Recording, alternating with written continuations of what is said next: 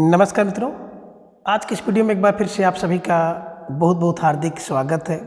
हम आशा करते हैं कि आप सभी स्वस्थ होंगे और आप सबकी तैयारी बहुत अच्छी तरह से चल रही होगी। मित्रों, आज की इस वीडियो में हम डायरी विधा के अंतर्गत प्रमुख डायरी और उनके लेखकों को अब तक की सबसे आसान ट्रिक की सहायता से याद करने का प्रयास करेंगे। तो जैसा कि स्क्रीन पर आप देख पा रहे हैं, डायरी और उसके लेखक, जिनमें पहली डायरी आप देख पा रहे हैं डायरी के पन्ने। अब डायरी के पन्ने के लेखक है घनश्याम दास बिड़ला।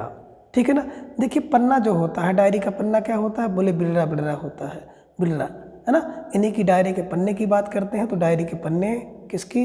घनश्याम दास बिड़ला जी द्वारा लिखी गई डायरी है। दूसरा है मेरी कॉलेज डायरी।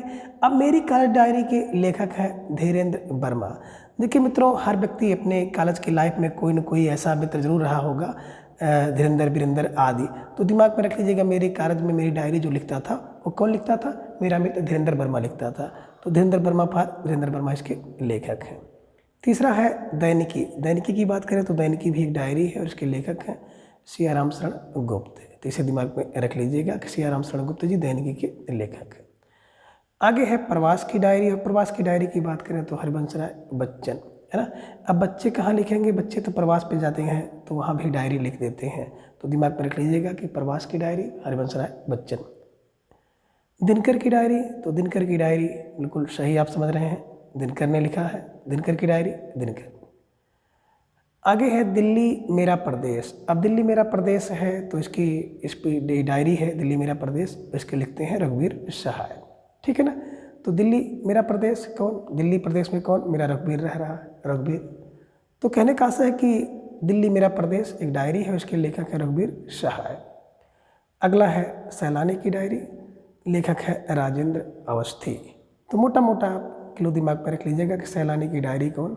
राजेंद्र अवस्थी लिखते हैं। सैलानी राजेंद्र अवस्थी, इसे दिमाग में बैठा लीजिएगा। आगे एक साहित्यिक की डायरी, मुक्तिबोध। तो एक साहित्यिक क्या होता है? बोले एक साहित्यिक तो मुक्ति का बोध चाहता है, इसलिए वो डायरी लिखता है। बस दिमाग में बैठा लीजिएगा, साहित्यिक की डायरी मुक्ति बोध, साहित्यिक की डायरी मुक्ति बोध। और आगे है अंकित होने दो। अंकित होने दो, इस डायरी के लेखक है अजीत। ठीक है ना। तो अजीत, आ से अजीत, आ से अंकित, अजीत होने दो, अंकित होने दो अजीत, अंकित होने दो अजीत। ठीक है ना। आ से अंकित, आ से अजीत, दिमाग में रख लीजिएगा। अगली डायरी है मोहन राकेश की डायरी, लेखक है मोहन राकेश। जैसा कि टाइटल से ही पता चल रहा है कि मोहन राकेश की डायरी मोहन राकेश ने लिखा है, इसे दिमाग में रख लीजिएगा। और एक मुख्यमंत्री की डायरी। अब देखिए, एक मुख्यमंत्री की डायरी जब लिखी जाएगी तो बड़ा शांत होगी, शांत फॉर शांता कुमार। एक मुख्यमंत्री की डायरी शांता कुमार इसके लेखक हैं। और मेरी जेल डायरी। अब मेरी जेल डायरी जयप्रकाश नारायण, जयप्रकाश, जा से जेल, जा से जयप्रकाश। ठीक है ना। तो मेरी जेल में डायरी कौन? जयप्रकाश नारायण, इसे दिमाग में बैठा लीजिएगा। और मेरी जेल डायरी, है ना, इसी शीर्षक से चंद्रशेखर ने भी लिखा है। तो एक तो मेरी जेल में डायरी जयप्रकाश नारायण ने लिखा है, दूसरी मेरी जेल डायरी चंद्रशेखर, इसे दिमाग में बैठा लीजिएगा।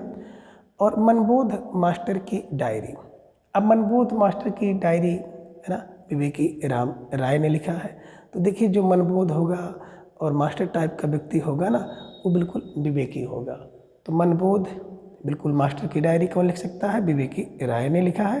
तो इसे दिमाग में रख लीजिएगा। और अगली डायरी है स्मृतियों की जन्मपत्री। अब स्मृतियों की जन्मपत्री के लेखक है रविंद्र कालिया, दिमाग में बैठा लीजिएगा। स्मृतियों की जन्मपत्री रविंद्र कालिया। पंचरत्न, जो कि एक डायरी है, इसके लेखक है रामविलास शर्मा। तो पंचरत्न, है ना, पंचरत्न क्या है? रामविलास, रामविलास पंचरत्न है। और तुलसी वन की गंध एक डायरी है, इसके लेखक है रेणु। रेणु हम लोग पढ़े थे ना, रेणु क्या करते हैं? वन में जा करके तुलसी की गंध लेती है। कौन? रेणु। रेणु फॉर फणेश्वरनाथ रेणु इसके लेखक हैं। और शमशेर की कुछ गद्य रचनाएं, इसके लेखक है शमशेर बहादुर सिंह। तो इसे भी दिमाग में रख लीजिएगा। अब इन सभी डायरी को हम लोग सरसरी तौर पर एक बार फिर से देख लें कि कैसे आप इसको दिमाग में बैठाएंगे, आपको कितना स्मरण हुआ, कितना नहीं हुआ। तो डायरी के पन्ने बिल्कुल बिरले बिरले होते हैं, बिरले बिरले पर घनश्याम दास बिड़ला। मेरी कॉलेज की डायरी धीरेन्द्र लिखते थे। दैनिकी सियाराम शरण गुप्त हैं। प्रवास की डायरी बच्चे लिखते हैं बच्चन। दिनकर की डायरी दिनकर खुद लिखते हैं। दिल्ली में मेरा प्रदेश, दिल्ली मेरा प्रदेश है, वहाँ पे कौन रहता है? रघुवीर रहता है, दिमाग में रखिएगा। सैलानी की डायरी या सैलानी की डायरी तो राजेंद्र अवस्थी लिखते हैं, दिमाग में बैठा लीजिएगा। और एक साहित्यिक क्या होता है? एक साहित्यिक की डायरी बिल्कुल मुक्ति का बोध चाहती है, मुक्ति बोध आ से अजीत, आ से अंकित होने दो।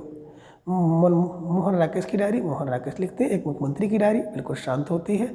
और जेल में डायरी बिल्कुल सही आपने समझा कि जयप्रकाश नारायण और चंद्रशेखर दोनों लोग जेल में बैठ के डायरी लिखते हैं। और मनबोध मास्टर की डायरी, बात करें मनबोध मास्टर की डायरी, विवेकी, जो विवेकी होगा वही मास्टर होगा, मनबोध की डायरी लिखेगा। स्मृतियों की जनपत्री रविंद्र कालिया की, पंचरत्न रामविलास शर्मा और वन तुलसी की गंध, वन में जाकर तुलसी की गंध रेणु लेती हैं। शमशेर या कुछगत रचनाएं शमशेर बहादुर सिंह ने लिखा। अब इनके अलावा कुछ इस पे महत्वपूर्ण प्रश्न बनते हैं जिन्हें भी हम लोग देखेंगे कि जयनंद का कौन सा उपन्यास डायरी शैली में लिखा गया है। तो बिल्कुल सही आप समझ रहे हैं, जयवर्धन। जयवर्धन जयवर्धन एक उपन्यास है जो कि डायरी शैली में लिखा गया है। आगे बता रहे हैं कि श्रीलाल शुक्ल का कौन सा उपन्यास डायरी शैली में लिखा गया? तो मकान, दिमाग में रख लीजिएगा।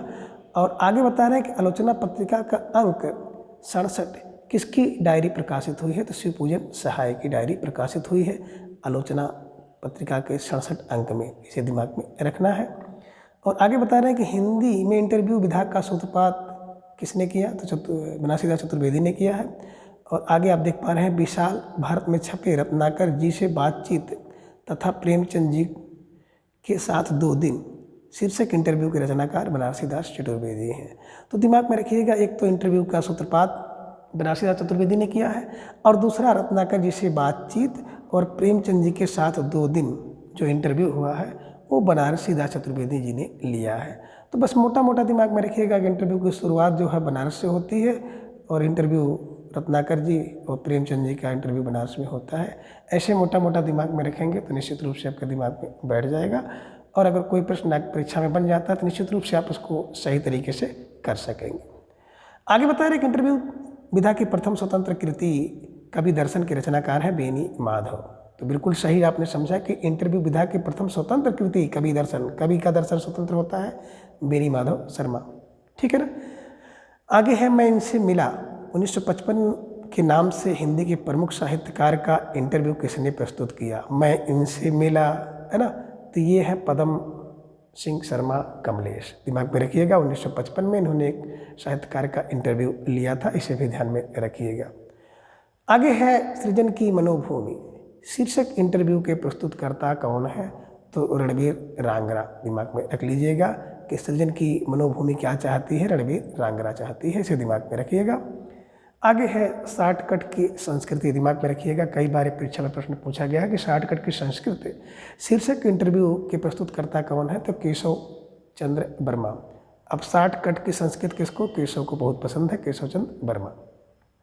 आगे है अप्रोच 7 लेखकों से आगे का संवाद, ठीक है ना। एक तो अप्रोच हो गया, दूसरा हो गया 7 लेखकों से आगे का संवाद, और तीसरा हो गया बातों बातों में इंटरव्यू के प्रस्तुतकर्ता कौन है?